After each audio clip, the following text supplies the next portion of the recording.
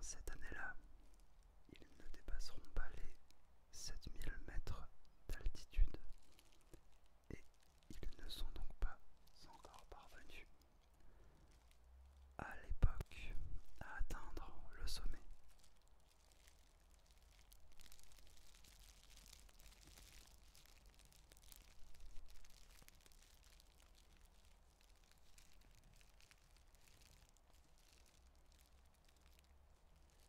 Fait numéro 2.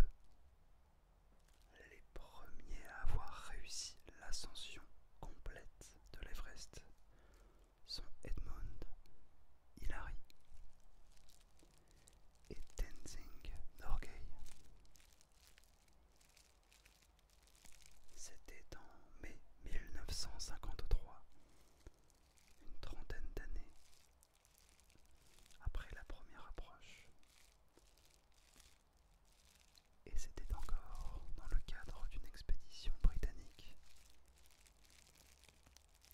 Les deux Summiters, comme on les appelle, ressortissants de l'Empire britannique, étaient un Néo-Zélandais et un Népalais.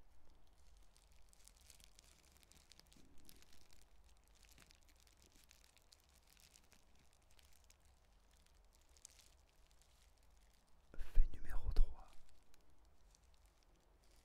D'après de nouvelles mesures très récentes, l'altitude de l'Everest est de 8848,86 mètres.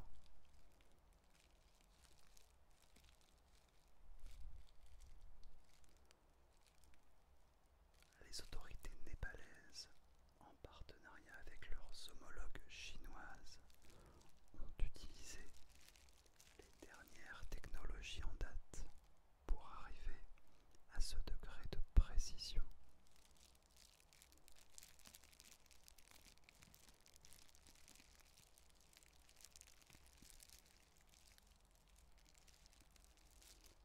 Fait numéro 4. Tu t'en doutes peut-être, mais gravir l'Everest n'est pas accessible à tous, loin de là. Que ce soit à la fois techniquement, mais aussi financièrement. La facture finale va varier en fonction de nombreux facteurs. On estime entre 30 000 et 120 000 euros par personne. Du permis d'ascension au Sherpa, en passant par le matériel ou l'oxygène. Les dépenses sont nombreuses et toute une industrie très lucrative s'est mise en place autour de ce sommet.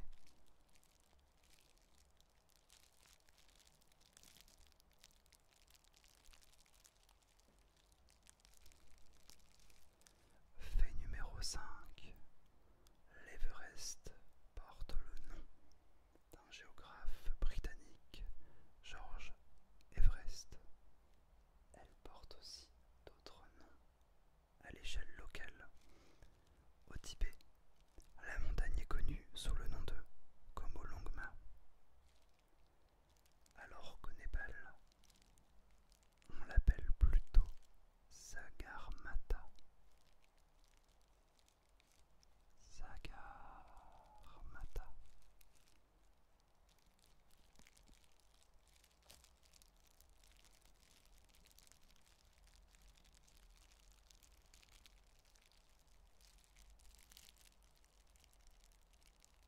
Fait numéro 6. L'Everest est sans aucun doute la montagne qui attire le plus de monde. Parmi les montagnes à altitude élevée, avec près de 11 000 summiters, des personnes qui décident d'atteindre le sommet. Il est loin devant les autres. Certaines saisons, jusqu'à 800 personnes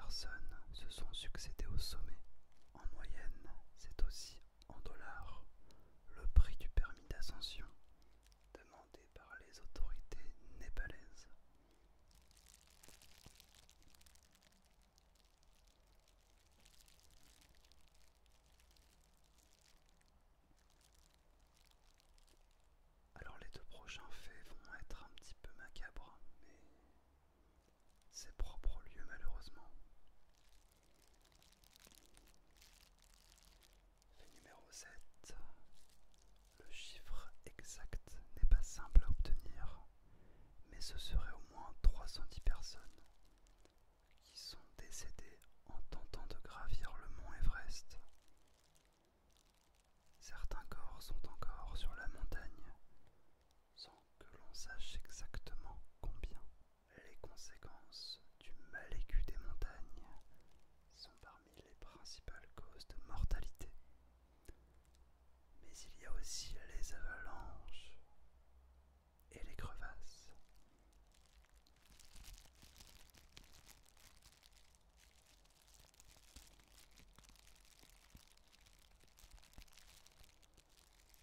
On reste dans le macabre avec le fait numéro 8.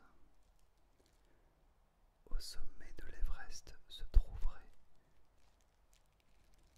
une cinquantaine de cadavres qui n'ont pas pu être secourus et qui servent en quelque sorte de guide aux nouveaux grimpeurs en raison des températures glaciales qui avoisinent les -30 jusqu'à -40 degrés. Les corps restent intacts. L'un des plus connus est The Greater. Il est là depuis 1997. Il s'appelait Tsewang Paljor et il a été nommé ainsi en raison de la position dans laquelle il se trouve, à bras ouverts.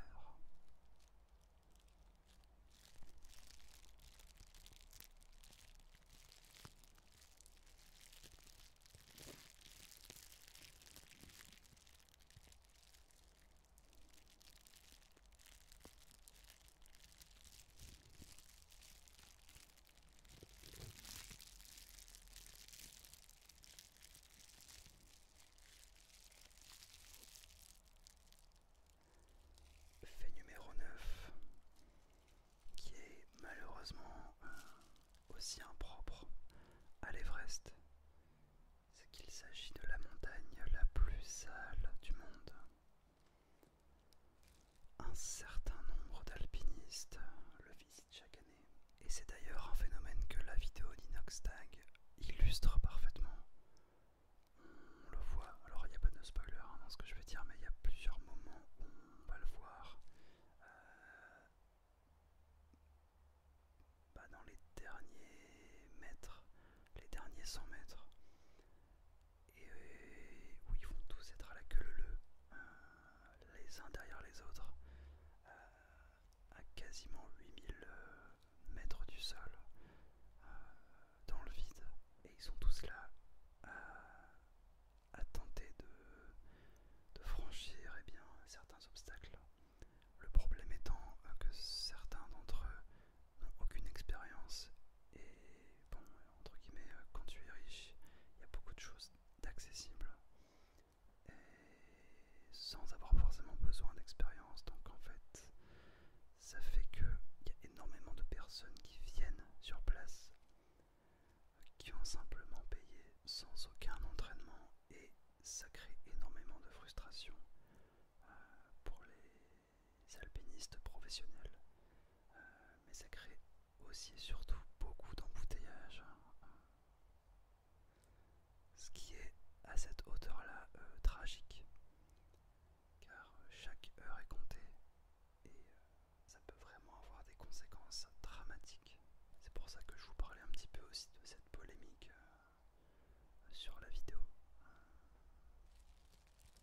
qui a déjà dépassé les 20 millions de vues et qui pourrait renforcer et inciter de plus en plus de personnes à y aller. Et enfin, fait numéro 10, à cette hauteur, il y a des créatures vivantes, et bien que la haute altitude ne permette pas de respirer à plein poumon,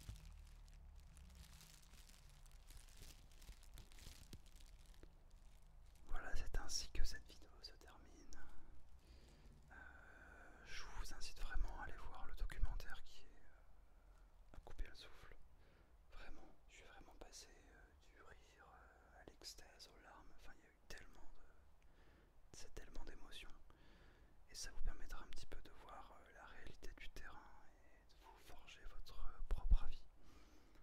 Le lien sera en description à nouveau. Voilà, je vous fais de gros bisous. N'hésitez